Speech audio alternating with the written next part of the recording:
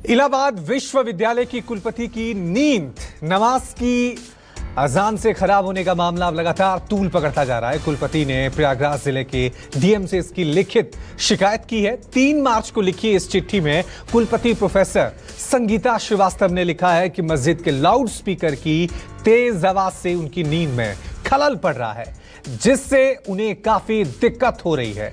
कुलपति ने लेटर लिखा है और जिलाधिकारी को लेटर लिखा है, जिसमें उन्होंने क्या कुछ कहा है चलिए वो भी आपको बता देते हैं। उन्होंने लिखा है कि रोज सुबह लगभग 5:30 बजे मस्जिद में अजान होती है। इतनी सुबह लाउड स्पीकर से गूंजने वाली अजान की आवाज से नींद में खलल पड़ती है।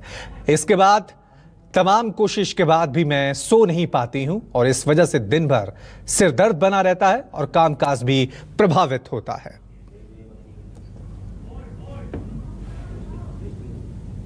इलाहाबाद यूनिवर्सिटी का एक पत्र मेरे भी संज्ञान में आया है, जो उन्होंने जिला मजिस्ट्रेट को लिखा है कि एक निश्चित डेसिबल से ऊपर माइक के द्वारा अजान होती है, जिससे उनको डिस्टर्बेंस होता है।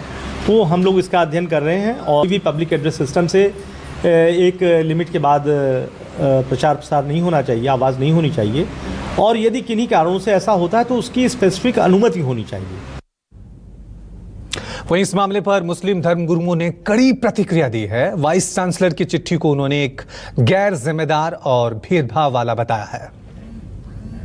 हमेशा से मस्जिदों से अजाने और मंदिरों से कीर्तन भजन की आवाजें फिजा में गूंजती रहती हैं, कभी किसी के नींद में उससे खलल नहीं आया करता है।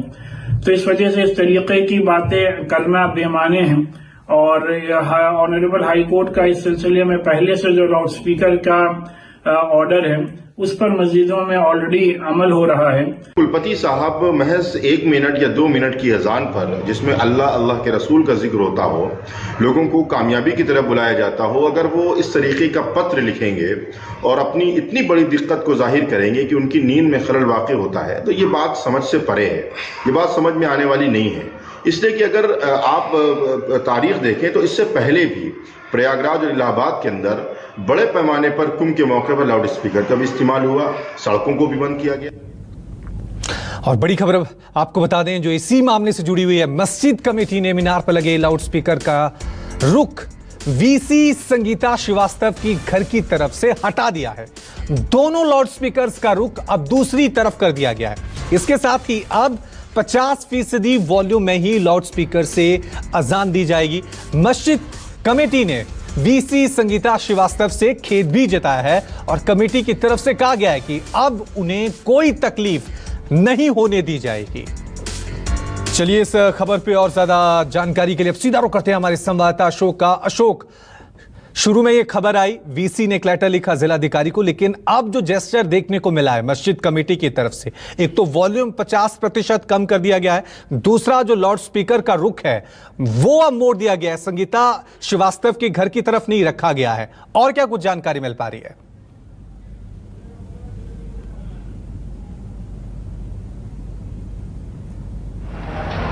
देखिए, दरअसल बीती 3 मार्च को ये पत्र जो कुलपति है संगीता श्रीवास्तव उनकी तरफ से लिखा गया था वहां के जिलाधिकारी को और संबंधित अधिकारियों को। उसके बाद से संगीता श्रीवास्तव लगातार अवकाश पे चल रही हैं। हालांकि सबसे अच्छी बात यह है कि आज मस्जिद कमेटी की तरफ से जो उनके प्रवक्ता है उन्होंने बाकायदा एक बयान जारी किया और यह कहा कि संगीता श्रीवास्तव के मकान की तरफ से फिलहाल लाउड स्पीकर का रुख हटा दिया गया है। दूसरी बात उन्होंने यह भी कही है कि न सिर्फ संगीता श्रीवास्तव बल्कि अगर किसी भी व्यक्ति को लाउड स्पीकर की आवाज से, उसकी तेज आवाज से कोई परेशानी होती है तो वो उसकी आवाज और धीमी करेंगे, तो इसे एक सकारात्मक पहल के रूप में देखा जाना चाहिए। दूसरी अहम बात इस पूरी घटना को लेकर यह भी है कि इसमें तमाम पॉलिटिकल पार्टीज की तरफ से बयान जारी हुए थे। कई पॉलिटिकल पार्टीज पूरे मसले को लेकर आमने सामने खड़ी दिखाई दी हैं, लेकिन जो प्रशासनिक अधिकारी हैं उनकी तरफ से यह कहा गया है कि जो एक मानक होता है किसी भी लाउड स्पीकर से आवाज निकलने का, हाईकोर्ट के एक आदेश का हवाला भी उस पत्र में दिया गया था, तो उसी लिहाज से तकनीकी जांच की जाएगी और उसके बाद कार्रवाई भी की जा सकती है। लेकिन सबसे अच्छी पहल यही कही जाएगी कि मस्जिद कमेटी की तरफ से जो आपत्ति दाखिल की गई थी संगीता श्रीवास्तव के पत्र को लेकर, फिलहाल वो लाउड स्पीकर का रुख वहां से हटा दिया गया है और यह कहा गया है कि अगर तेज आवाज से किसी को कोई भी परेशानी होती है तो उस आवाज को और कम कर दिया जाएगा। बहुत बहुत शुक्रिया अशोक तमाम जानकारी के लिए।